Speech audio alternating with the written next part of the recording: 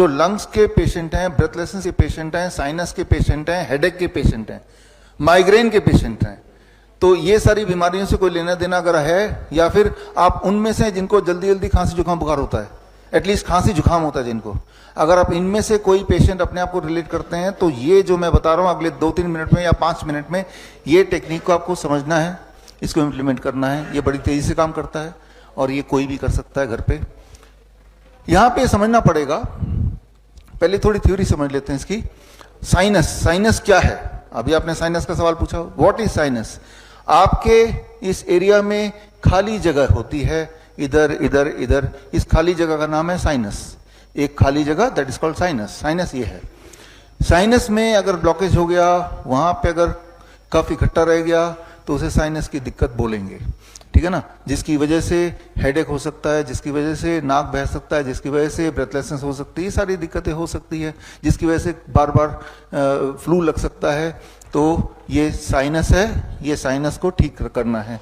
Sinus को ठीक करने के लिए क्या, उसको उस साइनस में होता क्या है उसके अंदर नाइट्रिक ऑक्साइड NO, जिसका जिक्र मैंने पहले भी किया है, वो रहता है। नाइट्रिक ऑक्साइड क्या है? नाइट्रिक ऑक्साइड आप बोल सकते हैं एक तरह का क्लींजिंग एजेंट, राइट। जिस तरह से एक कपड़ा है, उस कपड़े को अगर गंदा हो गया तो क्लींजिंग एजेंट क्या हुआ आपके लिए? Washing powder. तो आपके बॉडी का जो वॉशिंग पाउडर है उसका नाम नाइट्रिक ऑक्साइड है। नाइट्रिक ऑक्साइड कहां पे बनता है? नाइट्रिक ऑक्साइड साइनस के अंदर ही बनता है, इकट्ठा होता है। और कहां बनता है? आपके ब्लड वेसल के अंदर बनता है। तो वो लगातार क्लीन कर रही है, आप अपने बॉडी को लगातार पोल्यूट कर रहे हैं, जो भी कुछ खा रहे हैं, जो भी कुछ ब्रीथ कर रहे हैं, है ना, और उसको क्लीन करने का काम बॉडी कर रही है through nitric oxide, which is the cleansing agent. Nitric oxide सबसे ज्यादा कैसे, किस चीज से बनता है? मैंने कल बताया था आपको, पत्तों से, याद आ गया। सेकेंड किस चीज से बनता है? वेजिटेबल से। थर्ड सबसे ज्यादा किस चीज से बनता है? फ्रूट से। ये तीनों चीज तो अपने डाइट में इंक्लूड कर दिया। एक चौथी चीज आपको इंक्लूड करनी है, जो अभी हम डिस्कस कर रहे हैं, खास तौर पे sinus, lung disorder, lung cancer या हेडेक, माइग्रेन, ब्रेन से जुड़ी हुई चीजों के लिए। तो उसको हम समझ लेते हैं। तो साइनस क्या है समझ गए हम। अब मान लीजिए कि आपके पास एक कपड़ा है, ये कपड़ा गंदा है, इस कपड़े को आपको क्लीन करना है।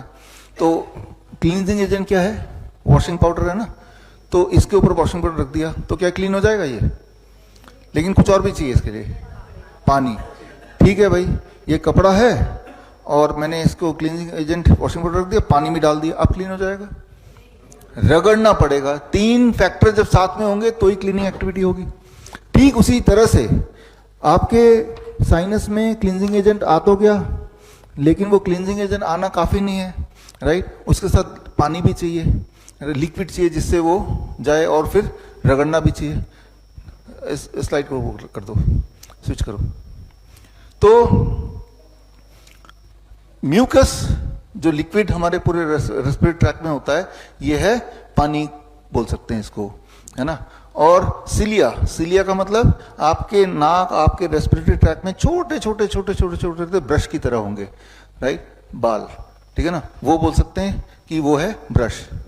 तो अब साइनस से नाइट्रिक ऑक्साइड हमेशा, जैसे मैं बात कर रहा हूं, जब हम बात करते हैं तो वाइब्रेशन से वो पूरे रेस्पिरेटरी ट्रैक में आ गए, यानी कि हर जगह वॉशिंग पाउडर पहुंच गया, हर जगह पहले से ही म्यूकस है, ठीक है ना। और जब हम बोल रहे हैं तो वाइब्रेशन हो रही है, तो ये सिलिया जो है यानी कि ब्रश, ये मूव कर रहा है, तो यानी कि क्लींजिंग एक्टिविटी हो रही है। तो क्योंकि क्लींजिंग एक्टिविटी हो रही है, इसलिए हमें ना तो अस्थमा हो रहा है, ना लंग कैंसर हो रहा है, ना ही कोई लंग से जुड़ा हुआ डिसऑर्डर हो रहा है, ना ब्रेथलेसनेस हो रही है। लेकिन कुछ लोगों को तो हो रही है। वो इसलिए हो रही है कि जितनी स्पीड से क्लींजिंग एक्टिविटी उनके बॉडी में या लंग में हो रहा है, उससे ज्यादा तेजी से वो उसको पोल्यूट कर रहे हैं समहाउ। फॉर एग्जाम्पल, ये कपड़ा है, गंदगी, गंदा हो गया, हम उसको वॉशिंग पाउडर और ब्रश से क्लीन कर दिया, लेकिन ज्यादा गंदा हो गया तो क्लीनिंग और रगड़ना पड़ता है, ज्यादा रगड़ को ज्यादा करना पड़ता है, ज्यादा देर तक करना पड़ता है, क्योंकि वो ज्यादा गंदा है। तो यानी कि क्लीनिंग एक्टिविटी को सुपर फास्ट करना पड़ेगा और ज्यादा गहराई से करना पड़ेगा। गहराई से कैसे करेंगे, ये सबसे महत्वपूर्ण है, इस बात को समझिए। ये जब आप बात करते हैं, जैसे मैं अभी बात कर रहा हूं, बात करते ही ये cleansing activity, nitric oxide sinus से निकला और ये क्लींजिंग एक्टिविटी हो रही है। जब हम बोलते हैं, बोलते तो सभी हैं, यानी कि तब क्लींजिंग एक्टिविटी हो ही रही है। लेकिन अगर इसको 15 गुना बढ़ा देना है क्लींजिंग एक्टिविटी को, ताकि लंग डिसऑर्डर खत्म हो जाए, अगर वहां पे कोई नोडुल्स है वो खत्म हो जाए, ताकि साइनस की दिक्कत खत्म हो जाए, हेडेक माइग्रेन खत्म हो जाए, तो क्लींजिंग एक्टिविटी को, सफाई अभियान को 15 गुना बढ़ाना है। वो कैसे बढ़ेगा? वेरी वेरी सिंपल, इसे बोलते हैं हमिंग।